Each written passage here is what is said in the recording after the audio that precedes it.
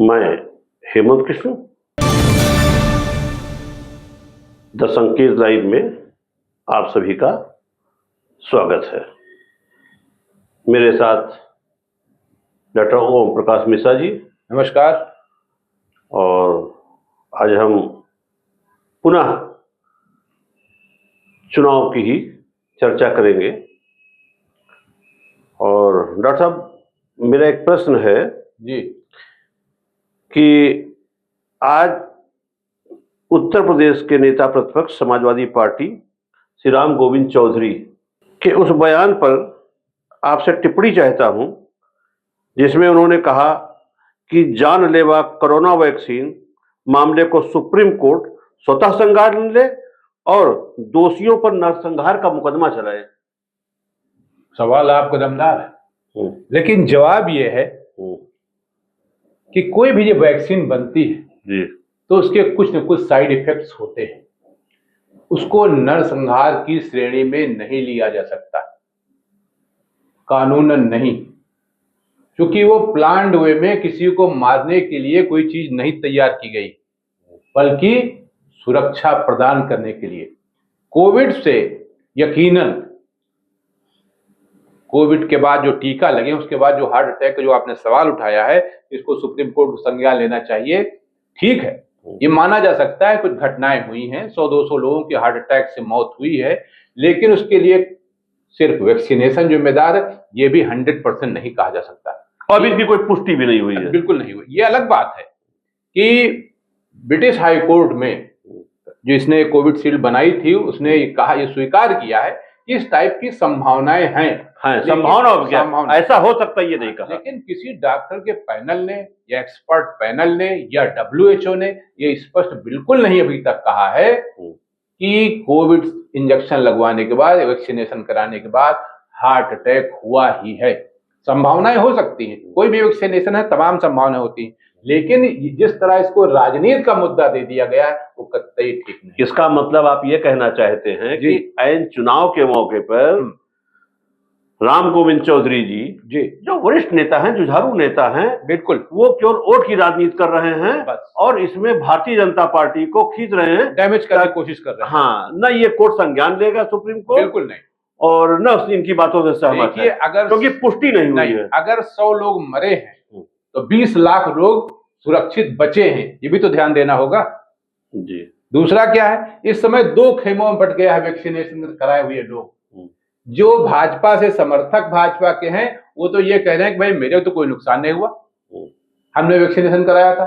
लेकिन जो भाजपा के खिलाफ के लोग, वो कह रहे थे हमको तो भाई ये दर्द होने लगा था, वो सांस लेने में तकलीफ होने लगी थी। ये तरीके से पॉलिटिकल गेम है। जब पूरी से इसकी पुष्टि नहीं हुई है तो आप इस तरह का क्या वैक्सीनेशन से हार्ट अटैक हुआ या उससे कोई मरा जी, तो ये कैसे कह रहे हैं कि सुप्रीम कोर्ट का संज्ञान ले ले? नहीं, इस तरह तो सपा प्रमुख ने उस समय भी कह दिया था कि भाई मैं नहीं लगाऊंगा, कि ये भाजपा का टीका है।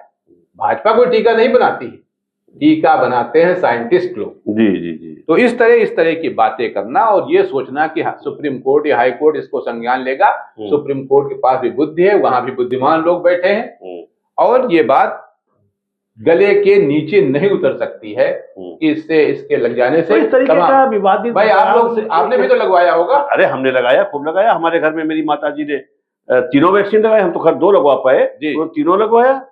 तो इसलिए ये सीधे आरोप लगाना गलत है, और खास तब जब चुनाव का सीजन चल रहा है। तो ये तो बहुत विवादास्पद बयान है, बिल्कुल बयान नहीं देना चाहिए लोगों को, नहीं देना, और खासकर चुनाव में उससे उनको कोई फायदा नहीं मिलेगा। तो ये तो जनता के साथ कोर्ट को भी बरगलाने की कोशिश कर रहे हैं। बिल्कुल बिल्कुल, ये गलत है, जिसको हम लोग नए सिरे से खारिज कर देते, बिल्कुल खारिज करते हैं। ये बात बिल्कुल गलत है, और इस तरह के ओछे बयान सीनियर लीडर्स को नहीं देने चाहिए।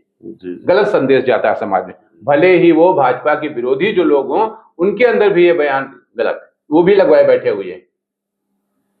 अच्छा, अब एक दूसरी चीज डॉक्टर साहब, जो उत्तर प्रदेश में बड़ी तेजी से 3 संसदीय क्षेत्र, अमेठी, रायबरेली, कैसरगंज, अब भाजपा ने तीनों सीट पे अपना कैंडिडेट उतार दिया। जी। ये बात अलग है कि कैसरगंज में जो बाहुबली नेता जी ब्रजभूषण शरण सिंह थे, जी जिन पर यौन शोषण का आरोप है, बीजेपी बचना चाहती थी, जी क्योंकि एक घटना घट गई कर्नाटक में, वो तो बहुत विभत्स घटना जी कही जाएगी, और यहां पे भी उनके ऊपर पड़ा था। और बीजेपी ये भी नहीं चाहती थी जी कि ब्रजभूषण शरण सिंह से को हटाने से नुकसान होगा, तो उसने बीच का रास्ता निकाला। बेटे को टिकट दे दिया तो है, बेटे को अब टिकट बाप दे दिया, विरोध नहीं कर पाएगा, बाप विरोध नहीं कर पाएगा, उसको अंततः प्रचार करना पड़ेगा बेटे का। हाँ, इस पर क्या कहना आपका? इस पर कहना है ये कि दोनों चीजों से उनका कोई न भाजपा को नुकसान हुआ है और ना जो भाजपा के घोषित होने वाले प्रत्याशी थे उनका कुछ नहीं नुकसान हुआ, कुछ नहीं, सीट घर में ही रहेगी। एक भाई, एक लड़का विधायक है, दूसरा लड़का एमपी हो जाएगा, अपना कई बार के एमपी हो चुके, हो गया, उम्र भी हो गई है, और फिर कहीं एडजस्ट हो जाएंगे वो। बिल्कुल बिल्कुल, राजनीति में तो बहुत जगह है, सभा है, हाँ। विधान परिषद है, कहीं भी जा सकते हैं। बिल्कुल, तो इसलिए उसमें कुछ दिक्कत की बात नहीं है। और एक पिता के रूप में हर पिता यही चाहेगा कि हमारे सामने ही हमारा बेटा एडजस्ट हो जाए, लोग इसके लिए प्रयास यही चाहते भी हैं, तो उनका बेटा एडजस्ट हो गया। अच्छा, लेकिन एक बात और बताइए जी, भाजपा जो परिवारवाद का जी आरोप विपक्ष पे, कांग्रेस पे लगाती है कि वो परिवारवाद, वो अपने परिवार को टिकट देना चाहते हैं, तो यहाँ उन्होंने कैसे परिवार को दे दिया? ये तो वही हुआ ना, हम पिए तो गंगा जल और आप पियो तो फिर गरीब का खून, तो ये है वो फार्मूला, ये फार्मूला है। बिल्कुल, और हमारे ख्याल हम जो कर रहे हैं जायज है, हमारे आप जो करो ना जायज। और हमारे ख्याल से परिवारवाद तो कहाँ नहीं है, हर पार्टी में हर है। पार्टी। हर एक तो आरोप हम लोग को बेवकूफ बनाने के लिए, जनता को बेवकूफ बनाने, वोटर को बेवकूफ बनाने के लिए किया जाता है। अच्छा चलिए, वहां तो कैसरबाग में हो गया, कैसरगंज में हो गया, अब रायबरेली का भी टिकट भाजपा का फाइनल हो गया। दिनेश प्रताप सिंह उत्तर को प्रदेश सरकार में योगी जी की सरकार में मंत्री हैं, हाँ, उनका टिकट फाइनल हो गया। अब लेकिन क्या उतनी बड़ी शख्सियत है कि वो राहुल गांधी का वहां से या प्रियंका गांधी का, आप उसको जो कह सकते हैं कि डमी कैंडिडेट भाजपा ने उतार दिया रायबरेली में, ऐसे बोल सकते, वॉकओवर कर दिया, वॉकओवर दे दिया। किशोरी लाल शर्मा नाम है, वो राजीव गांधी के जमाने से पूरी व्यवस्था देखते थे। हाँ। वो ऑलरेडी पिछले एक हफ्ते से वहां पड़े, तो उनको भी तो शायद वहां से बात चल रही है टिकट देने। नहीं, हाँ, दे सकते हैं, लेकिन उनका कोई मतलब नहीं, वो चुनाव नहीं जीत सकते, वो भी डमी कैंडिडेट हो जाएंगे, वो नहीं जीत सकते, तो वो आ चुके हैं, पूरे 3 फॉर्म खरीदे जा चुके हैं, पूरी तैयारी हो चुकी है। के शर्मा ने खरीदा? हाँ, अपने लिए नहीं, अच्छा, कांग्रेस के होने वाले प्रत्याशियों के लिए। लेकिन हमारे ख्याल से उसी टिकट खरीदने से हाँ, ये चर्चा का बाजार गर्म हो गया। हाँ, कि के शर्मा चुनाव लड़ेंगे। 3 खरीदे जा चुके हैं, रायबरेली में भी और अमेठी में भी। अमेठी का तो करीब श्योर है 99.9% कि राहुल गांधी चुनाव लड़ेंगे। लेकिन अभी तो मीडिया में जो चर्चा बहुत तेजी से थी जी, कि वो बीच में आई हैं उनकी माताजी सोनिया गांधी, और उनको रायबरेली से लड़ने की बात हो गई है राहुल गांधी। लेकिन हमारे यहाँ तक राहुल गांधी चाहे अमेठी से लड़ रहे, चाहे रायबरेली से लड़े, तो लड़ाई तो उसी ढंग की है। बिल्कुल। लेकिन एक बात है, रायबरेली से अगर राहुल गांधी लड़ते हैं तो वो तो सीट एकदम पक्की हो जाएगी। बिल्कुल हो जाएगी।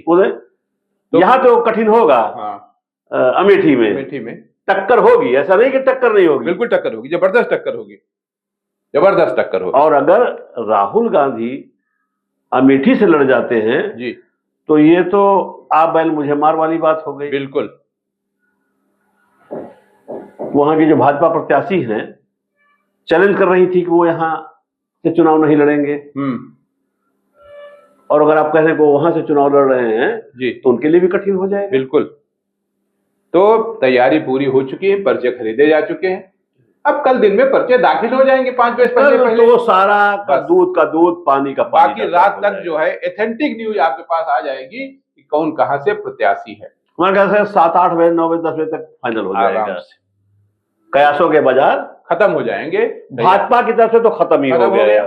अब बचा है केवल सिर्फ कांग्रेस बची है, जो भाजपा चाहती थी कि पहले ये घोषित करे। हाँ, इंतजार करते करते आखिर उसको पहले पर्चा खरीदवाना पड़ गया अपने प्रत्याशियों को, और उनका एकदम लेकिन ये भी है, विश्व सूत्रों के अनुसार भाजपा अंतिम क्षणों में प्रत्याशी बदल सकती है प्रत्याशी, ये बात आपने कही। बदल भी सकती, क्योंकि वहां भी वो डाज में रख वहां सकते भी हैं। 3 पर्चे खरीदे गए हैं, अच्छा, वहां 3 पर्चे 3 थे। पर्चे वहां भी खरीदे हुए हैं। अंतिम क्षणों में किसको लगा देंगे वो अलग बात है, इसलिए तभी सहमत की चल रही है। बिसात बिछाई जा रही बिल्कुल है। बिल्कुल बिल्कुल, अभी ये नहीं कहा सकता कौन चुनाव लड़ेगा कौन नहीं लड़ेगा। आज की चर्चा जी डॉक्टर साहब मैं यहाँ समाप्त करता हूँ। जी जी, अगले दिन नमस्कार। किसी विषय पे बिल्कुल। लेकर हाजिर होते हैं। नमस्कार।